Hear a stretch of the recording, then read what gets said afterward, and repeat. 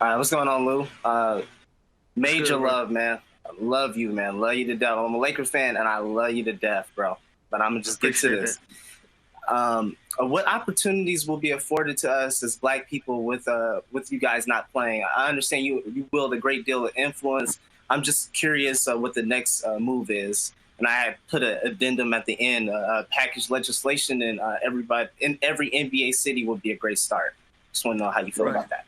Yeah, so I think the point that some of the guys are raising about not playing is basically we don't want to be a distraction, like I mentioned. Hmm. Like if we don't play, I don't know what that look like for other guys. Like, does that Right. mean that we're gonna be actively in the streets protesting, or we're gonna be in our local neighborhoods fighting for legislation, fighting for changes in laws in our neighborhoods? I don't know what that look like. That becomes an individual thing. I think for us, the only benefit of us not playing is to keep the focus on the fight.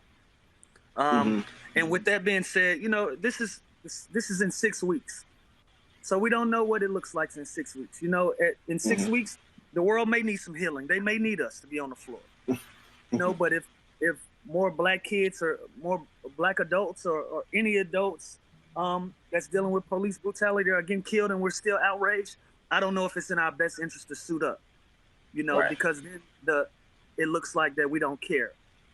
You know Hmm. what I mean? So it's just a fine balance that we're trying to create. Like I said earlier, man, um, this is a whirlwind of a time. We don't know what's the right Right. decision now.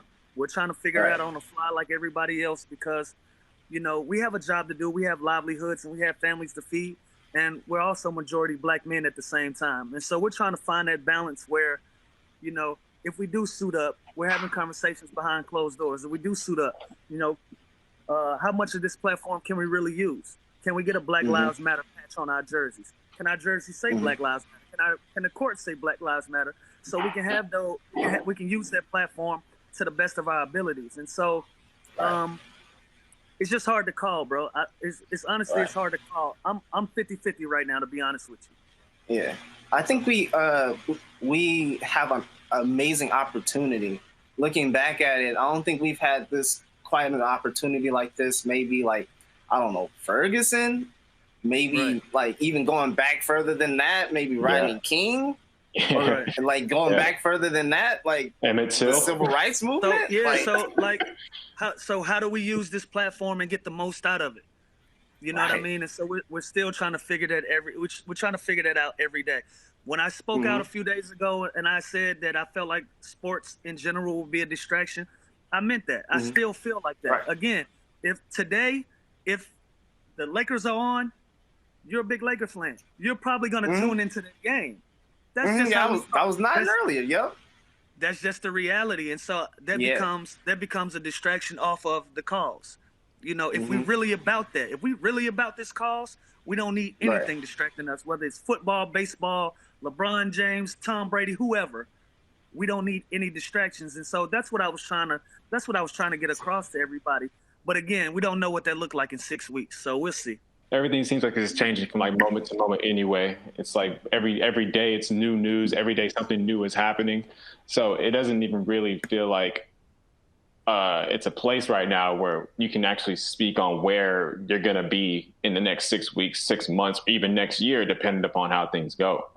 Right. I like to just use examples. I just feel like if you turn on ESPN right now and you see us in training camp, it's easy to say these guys aren't focused on social justice issues. Right. And I think that's unfair to us. You know what I mean? And so it's a fine line, man. It really is a fine line. So we don't know.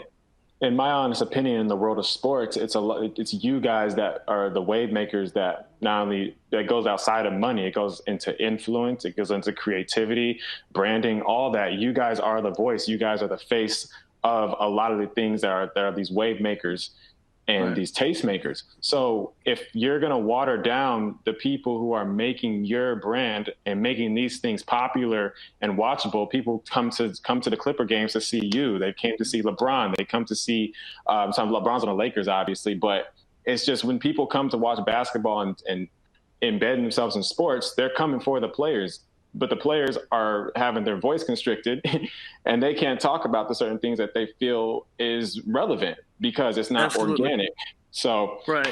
I've always, even watching sports and being a part of sports myself, I've always seen how watered down that is, and I never really respected that attitude. Yeah, and we're not accepting that this time around. You know, behind closed doors, we're fighting for everything. We're fighting for, hey, listen, if we're gonna go to Orlando and play, well, what do the 3-minute timeout commercials look like?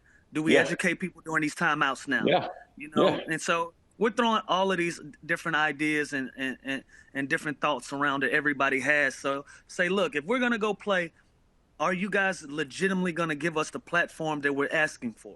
Are you actually with us? Are you actually? It's extremely important. And if the demands aren't met, we won't be going back. We ain't going nowhere. It's simple and plain. And so, you know, listen, the fans that are critical of us, like, why would you even think twice about playing? This is a critical time, and again, everybody is trying to figure out the best way that they can maximize their voice. Because once we get to Orlando and you tell us, well, listen, you can speak out at the post-game press conference. Okay, the reality is the press only want to talk to 2 or 3 different guys. Right. So that mutes a lot of guys that have opinions that they can use in the real world. Yeah. You know, so what does that look like for the 8th guy on a team or the 10th guy on a bench that has an intelligent idea, that has intelligent things to say, but he doesn't have the platform that a Lou Williams or Kawhi or any of these guys are going to have? And so we're fighting for that. We're fighting for everybody to have an opportunity to say what they want to say and feel how they want to feel and get it off their chest and get it across to the masses. So it's all literally for a positive impact, for a better world, a better league, and better people to be able to enjoy this stuff. So it's all positivity at the end of the day.